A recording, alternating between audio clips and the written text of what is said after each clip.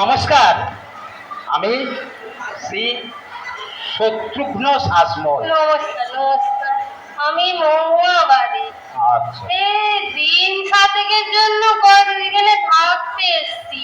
আচ্ছা, আমার ছেলে খুব উচ্চ পদে চাকরি করে, সরকারি চাকরি।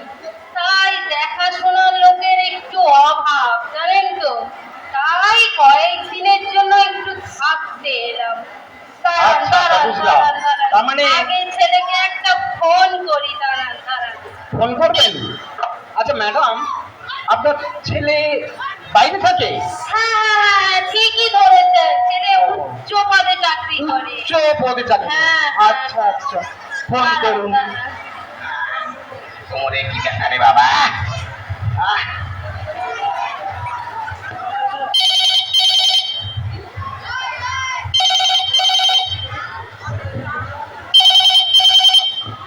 হ্যালো মা। হ্যাঁ বাবু, করতেছি। হ্যাঁ, মা বলতে গেছি। হ্যাঁ, খেয়েছিস তো? হ্যাঁ, খেয়েছিল। তুমি ধরো তো? হ্যাঁ, আমি ঠিকঠাক খেয়েছি।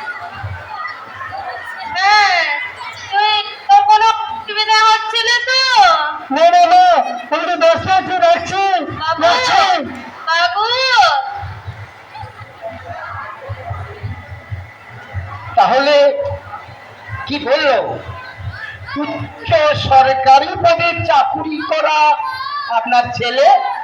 ও কিছু না, আবার ফোন করবে বলেছে। হ্যাঁ, আবার ছেলে আমাকে ফোন না করে কি আর থাকতে পারে?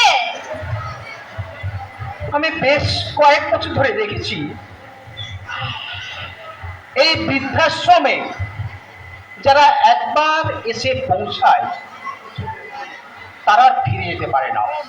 সেই জন্য যত তাড়াতাড়ি পারবেন এটাকে আপনার করে নিতে ততই মঙ্গল। কি বলুন তো, আমার ছেলে আমাকে খুব ভালোবাসে, জানেন তো। তার ছেলেকে কোনো দিক সম্ভব নয়। আমার ছেলেকে আমি খুব ভালোবাসি, ছেলে আমাকে ঠিক নিয়ে যাবে।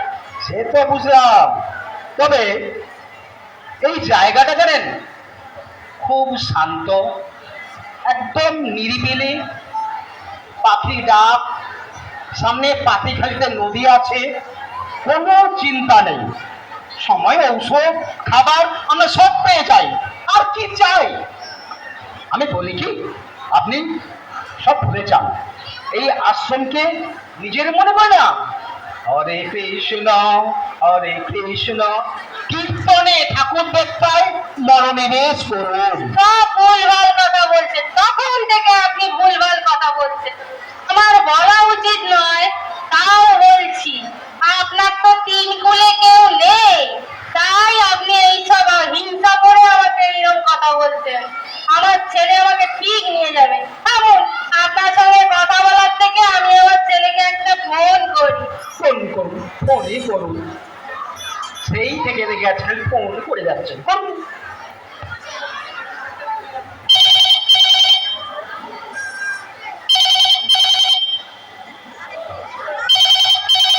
হ্যালো, হ্যাঁ বাবু, কবে নিয়ে যাবি বাবু?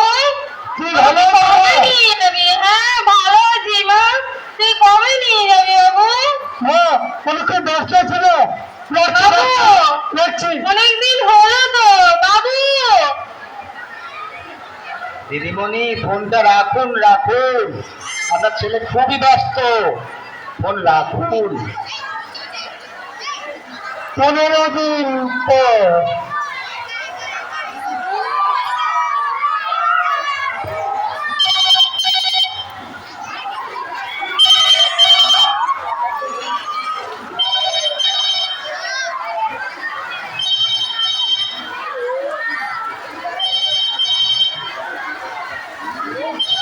দিদিমণি, ফোন রাখুন, ফোন রাখুন।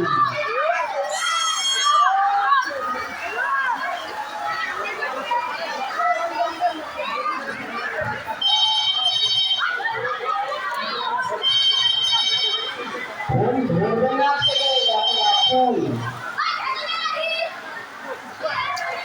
যা সরে যা। আমার কথা আপনার চলতে লাগতে পারে, তবে আমি বলছি আপনি সব কিছু ভুলে এই বৃদ্ধাশ্রমকে নিজের মনে করছেন, এটাই আপনার ভাগ্য। আজকে আপনার খাওয়া হতে পারে, আমার নয়। আমার ছেলে আমাকে ফিরিয়ে নিয়ে যাবে। হ্যাঁ, আমি আরেকবার একটা ফোন করি। তবে আমি একটা জিনিস বলবো, অবাক লাগছে, আমার ছেলে এতদিন আমাকে ছেড়ে থাকছে কি করে? আমি জানি দিদিমণি, আমি জানি, আমি কেন সবাই জানে, এই বৃদ্ধাশ্রমে যদি কেউ একবার এসে যায় সে আর কখনো ফিরে যেতে পারে না। কি বলছেন এইসব আলতু-ফালতু কথা? আপনি হিংসা করে তখন থেকে এইসব কথা বলছেন। দেখবেন এক্ষুনি ফোন করবো আমার ছেলেকে, আজই এসে আমাকে নিয়ে যাবে। করুন ফোন করুন।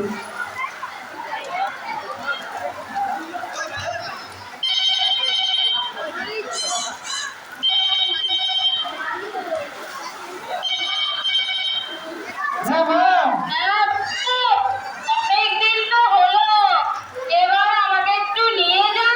বাড়ির জন্য তো মন খারাপ করছে বাবু। কাজে খুব বেতন, আমি ঠিক নিয়ে আসবো। তুমি কতদিন অপেক্ষা করো, আমি ঠিক নিয়ে আসবো। এখন খুব যাচ্ছ, গাড়ি চালাচ্ছি, রাখছি রাখছি, খুব ক্লান্ত।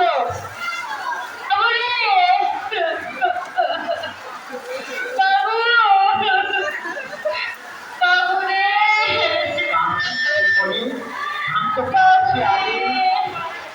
এই বৃদ্ধাশ্রমে যে একবার এসে যায় সমস্ত সত্ত্বে জলাঞ্জলি দিয়ে এখানেই তার মৃত্যু হয়।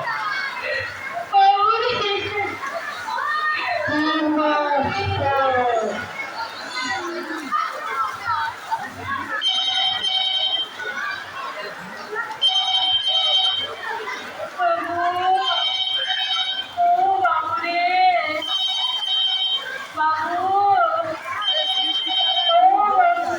ভুল ধরছে না দিদিমণি, আপনার ছেলে তো ভুল ধরছে না। হ্যাঁ বলুন, বলুন। আচ্ছা হ্যাঁ দিচ্ছি দিচ্ছি। এই নিন।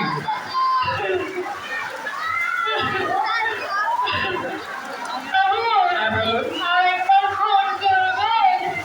এমনিতে তো ছেলে ফোন দিচ্ছে না, বলছি বলুন।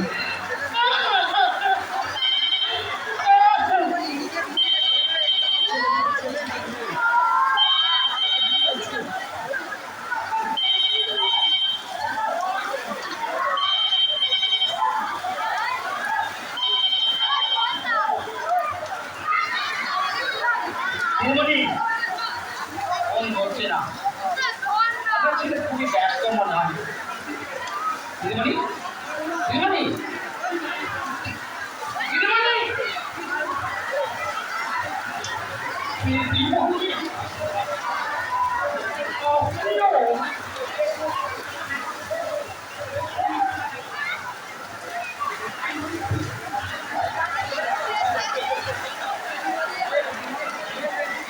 এই ঘটনা প্রথম নয়, দিদিমণি প্রথম নয়।